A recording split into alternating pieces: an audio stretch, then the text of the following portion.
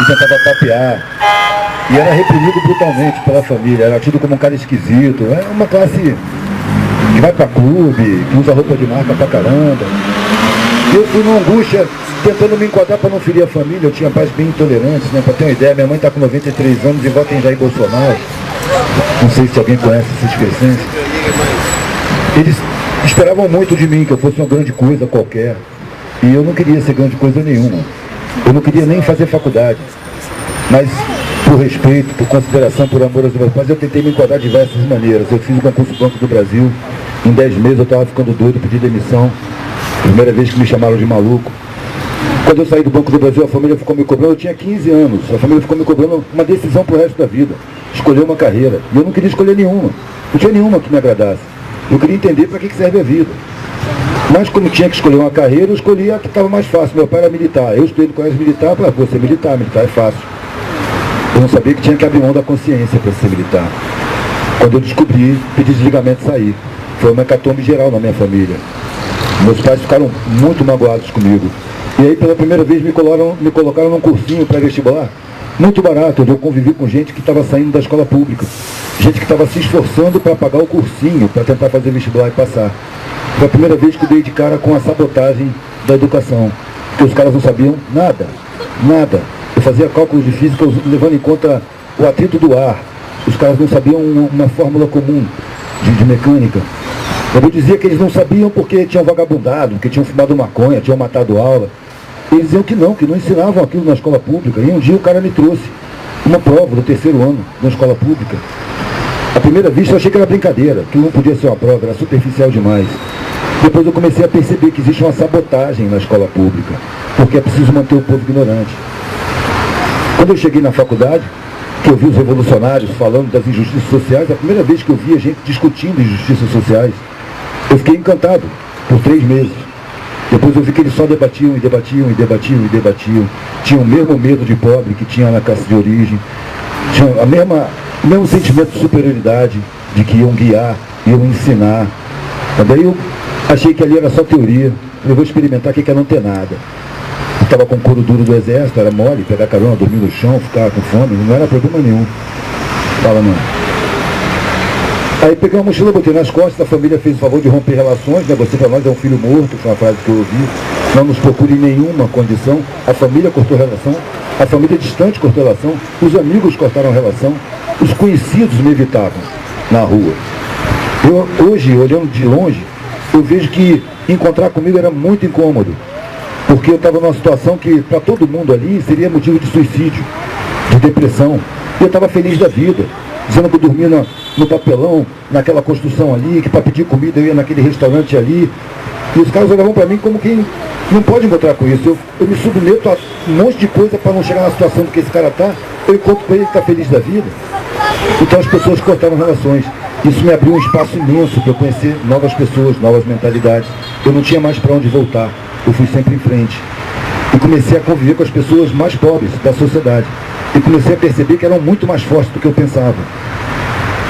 Quando eu cheguei, as primeiras convivências, eu vinha com a ilusão universitária de que eu ia chegar ali ensinando para os ignorantes. Rapidinho eu percebi que o mais ignorante de todos ali era eu, que não sabia sobreviver sem grana. E os caras falam que estavam me ensinando. Eu comecei a perceber o que o Paulo Freire diz: não tem saber mais ou saber menos, tem saberes diferentes. Se eu tive um acesso privilegiado a conhecimentos que são negados à maioria das pessoas, eu tenho obrigação moral com essa maioria das pessoas de passar todo o conhecimento que eu tiver, de graça. É só a pessoa querer. Eu não estou ajudando nem ensinando, eu estou servindo. Eu estou me colocando como igual. Uma conquista muito difícil foi o sentimento da igualdade. A gente é condicionado a sempre se medir como superior ou inferior. Sabe? Se você é superior a alguém em alguma coisa, esse alguém é superior a você em alguma outra coisa. Não existe a superioridade pessoal, social, como é preparada para a gente acreditar. Sabe? Eu fui vendo que a escola que eu estudei, ela tinha qualidade, mas ela era enquadradora. Porque me apresentou a vida como uma arena competitiva, onde todo mundo é inimigo de todo mundo, e a gente tem que estar vencendo o tempo todo. Eu percebi que a minha vida era um inferno só de pensar em vencer os outros. Eu fui atleta desde os 10 anos de idade. Quando eu cheguei no exército, eu quis parar de ser atleta, porque quando eu ganhava, a tristeza dos que perdiam me incomodava muito. De que vale uma alegria se ela é montada em cima de tristezas? E aí eu falei, não quero mais competir. E comecei a ser perseguido no exército. Isso me deu muito tempo para reflexão, porque eu fiquei preso direto, não saí mais domingo, feriado, estava preso direto no quartel, eu ficava pensando. Quando eu ficava muito puto, eu ia para a sala de lutas, que eu fazia várias lutas, botava um saco de areia, enchia o saco de porrada, saía tranquilo lá de dentro, mas já pensando que eu não podia ficar no exército. Mas sempre com medo de magoar a família. Fiquei até ficar doente, fiquei cego de um olho, tive um caroço no pescoço, fizeram uma junta médica, ninguém descobriu o que eu tinha. Eu saí 15 dias e fiquei bom. Era para não ficar dentro do exército. Aí saí daí do cursinho para a faculdade e da faculdade para a rua. Porque a faculdade forma pessoas inseguras. E por serem inseguras, elas têm uma capa de arrogância, uma superioridade que a sociedade impõe. Foi o condicionamento que eu recebi, o condicionamento de ser superior. E foi contra ele que eu me debati, porque eu não sentia nas pessoas que me serviam inferioridade nenhuma. Ao contrário, eu sentia uma curiosidade muito grande, porque eles tinham um olhar diferente, uma espontaneidade muito maior, um jeito de falar muito mais claro.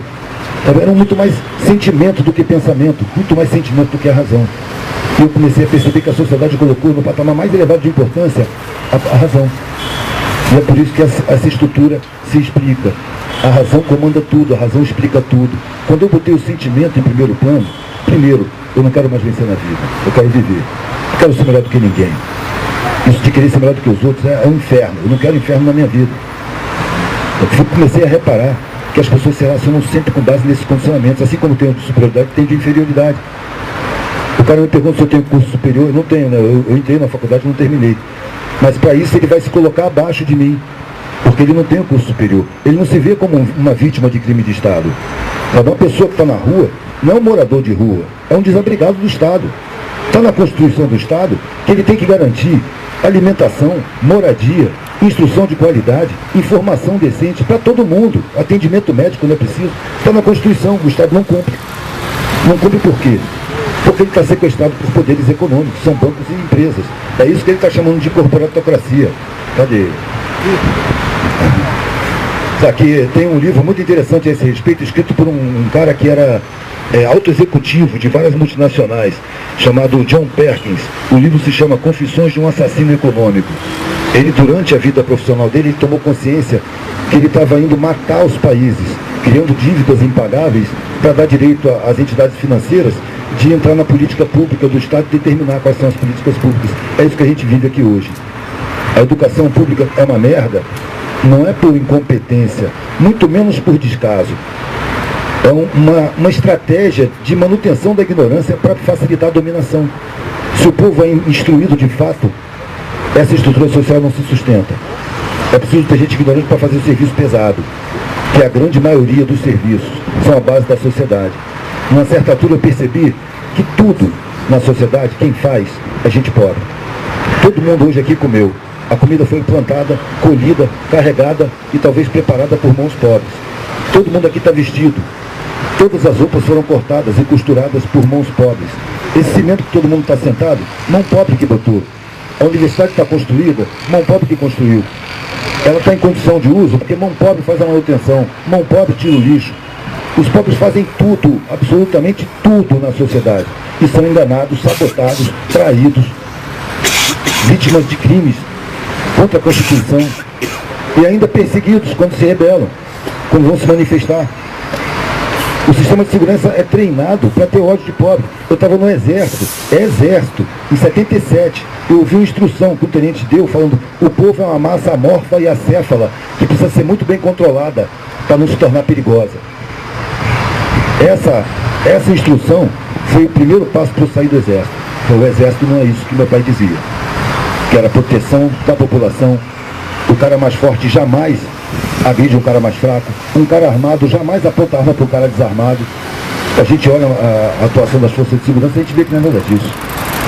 Quando a gente entra lá é como se eu visse assim: aqui para você ser bom, você tem que ser ruim, você tem que ser perverso, você tem que espancar quem quer que seja sob comando. Ou seja, você tem que perder a sua humanidade. E o trabalho de instrução das forças de segurança é feito com psicologia do inconsciente para desconstruir a sensibilidade e tornar o cara capaz de fazer qualquer barbaridade sem ter problema de consciência, para não dar trabalho no departamento de psicologia. Eu estou vendo a sociedade assim, eu não posso aderir a nenhum desses valores. Eu vou escolher os meus valores. Eu percebi que dentro de mim estavam todos os valores. Tem gente que fala assim para mim: pô, então qual é a solução? Eu digo: não tem solução, tem caminho. O caminho não começa quando a gente nasceu, quando a gente nasce, não. Ele já vem de milênios, já vem de milhões de anos. E não termina quando a gente morre, ele continua. A gente entra num mundo em mutação constante. Não dá para ficar esperando uma mudança, está acontecendo mudança o tempo todo. É permanente. E a gente está cheio de condicionamentos dentro da gente, desde pequenininho. Por exemplo, o ser humano ele gosta de aprender. Ele adora aprender. A criança pequenininha, você tem que tomar cuidado para ela não se machucar, que ela mete a mão no que ela quer ver, põe na boca, esfrega no olho, engole, se for o caso. O ser humano gosta de aprender. Mas aí pega a criança com 7 anos e enfia dentro de uma escola. Primeira coisa que vão dizer para ela, você não vai se divertir aqui aprendendo. Se divertir é na hora do recreio. Aqui a parada é séria, você vai se esforçar e é um sacrifício. Já está preparando a criança para quando ser adulto, vai encarar o trabalho, por exemplo, como sacrifício. Não vai pensar em ter prazer no trabalho. O trabalho é um sacrifício e você tem que deixar de viver, deixar para viver nas horas vagas.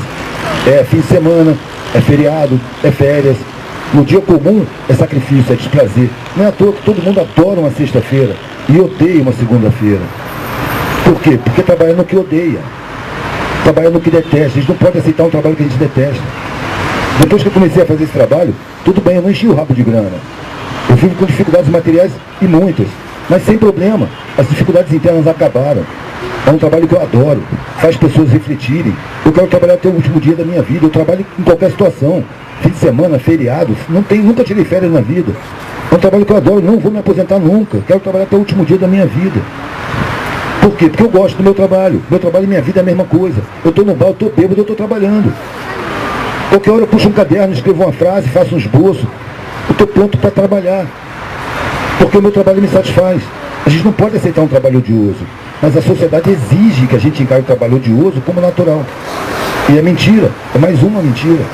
É mentira que o mundo é uma arena competitiva. É mentira. Não é à toa que se toma tanto antidepressivo. Porque a vida é deprimente. Eu fico pensando, tem pessoas que tomam antidepressivo todo dia. E não chegam à conclusão de que tem uma vida deprimente, que precisa mudar de vida. Vai no psicólogo. A gente não aceita os valores que a sociedade impõe. E a sociedade convence a gente, através das pessoas mais próximas, que a gente tem alguma coisa errada. Antes de eu pegar a mochila e botar nas costas, da família romper relações comigo, eu conversei com meu pai 4 horas, explicando por que eu me desliguei da universidade e por que eu ia pegar a estrada, para experimentar não ter nada. 4 horas, ele não entendeu. No fim dessa conversa, ele falou comigo assim, você está com um problema. Ele falou, afinal de contas, o que você quer da vida? Eu falei, tudo que eu puder levar. Aí ele parou, você está com um problema, você tem que ir num psicólogo. Vai num psicólogo. Aí eu falei, eu acho que eu não preciso, mas se vocês vão pagar e querem que eu vá, eu vou. Pra vocês verem que eu não tô afim de peitar ninguém aqui.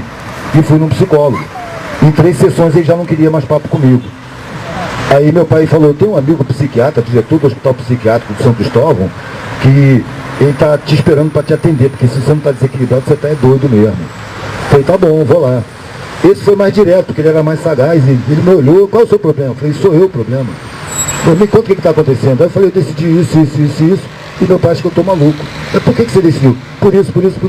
Ah, tá bom, meu irmão. Vai embora, você não tem nada que fazer aqui não. Você viu aí na sala de espera? Tinha um monte de pirado na sala de espera dele. Tem gente que precisa de mim aí. E eu fui embora. Então passei pelo psicólogo, passei pelo psiquiatra. Não deu certo. Aí foi a vez da minha mãe. Meu filho, eu conheço um padre exorcista lá na Penha.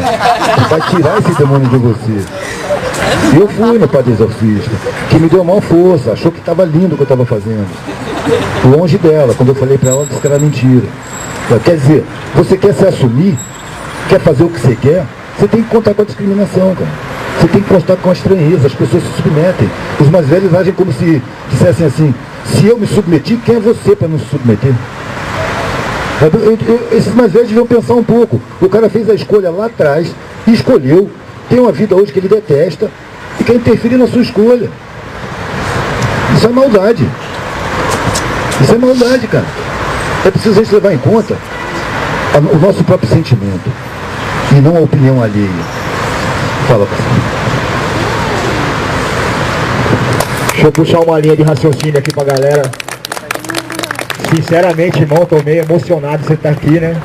Eu também vim da arte da rua, assim. Também já invadi casas, assim, pra dormir e tal.